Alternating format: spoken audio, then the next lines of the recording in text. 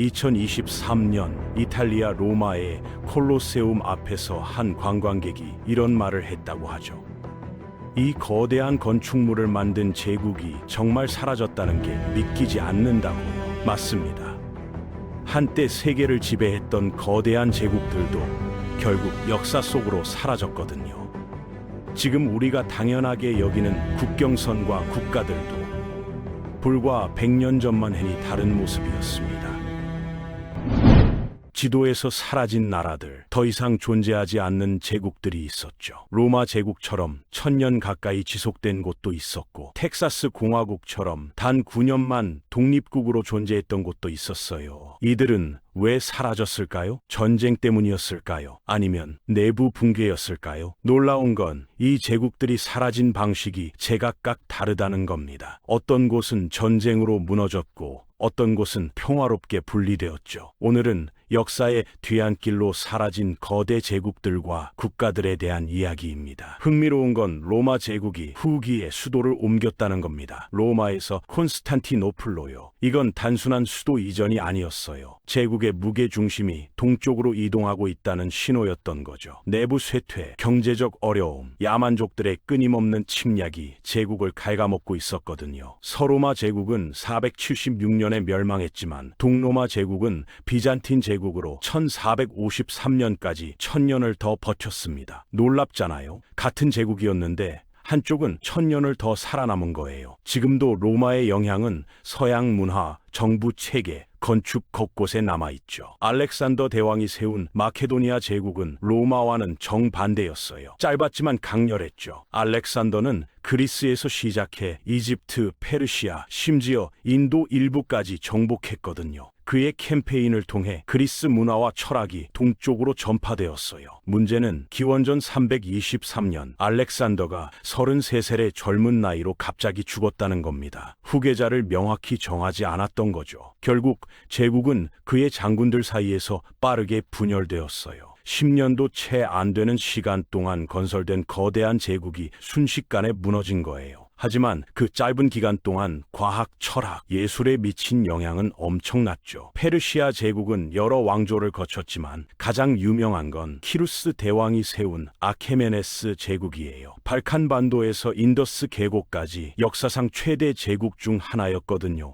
놀라운 건 이 제국의 관용 정책이었어요. 정복한 지역의 문화와 종교를 인정했죠. 페르시아는 진보된 도로망과 중앙 집권적 행정 체계로 유명했습니다. 알렉산더 대왕에게 정복당했지만 페르시아의 통치 모델은 이후 제국들에게 계속 영향을 미쳤어요. 현대 이란도 여전히 고대 페르시아의 유산을 자랑스럽게 여기죠. 오스만 제국은 발칸반도에서 중동, 북아프리카까지 600년 넘게 지배했어요. 오스만 1세가 세운 이 제국은 16세기 술레이만 대제 시대의 전성기를 맞았죠. 유럽과 이슬람 세계 모두에서 주요 세력이었거든요. 오스만 제국의 건축과 군사 시스템은 당대 최고 수준이었습니다. 예니체리라는 정예 군단을 운영했고 이스탄불에 화려한 모스크들을 건설했죠. 하지만 19세기부터 점진적으로 쇠퇴하기 시작했어요. 제1차 세계대전에서 패배한 후 1923년 터키 공화국이 수립되면서 완전히 막을 내렸죠. 하와이 왕국은 태평양의 작은 독립국이었어요. 카메하메하 1세가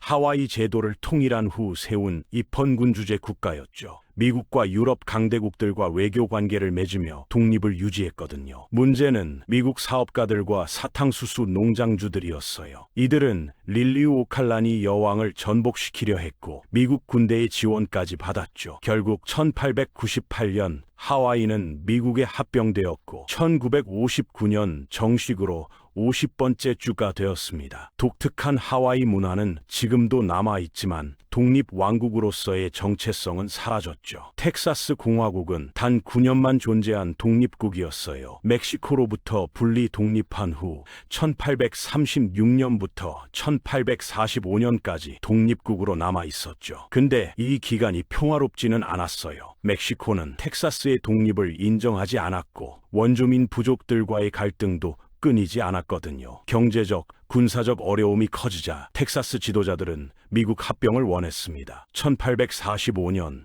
텍사스가 미국의 28번째 주가 되면서 멕시코 미국 전쟁이 발발했죠. 짧은 기간이었지만 텍사스 공화국은 개척 정신과 독립의 상징으로 여전히 기억되고 있어요. 폴란드, 리투아니아 연방은 독특한 정치 체제를 가진 나라였어요. 폴란드 왕국과 리투아니아 대공국이 합쳐진 이중 국가였거든요. 선거로 왕을 뽑는 선출 군주제였고 귀족들이 강력한 권한을 가진 귀족 민주주의였죠. 16에서 17세기에는 유럽에서 가장 크고 인구가 많은 나라 중 하나였어요. 문제는 러시아, 프로이센, 오스트리아라는 강력한 이웃들이었죠. 내부 불안정과 외부 침략이 겹치면서 18세기 후반 세 차례에 걸쳐 분할되었고 지도에서 완전히 사라졌습니다. 1918년 폴란드가 다시 독립할 때까지 120년 넘게 존재하지 않았던 거예요. 오스트리아 헝가리 제국은 프란츠 요제프 1세 황제 아래 오스트리아와 헝가리가 통합된 이중 군주국이었습니다. 중부 및 동부 유럽 전역에 걸쳐 다양한 민족을 포함하고 있었죠. 체코인, 슬로바키아인, 크로아티아인,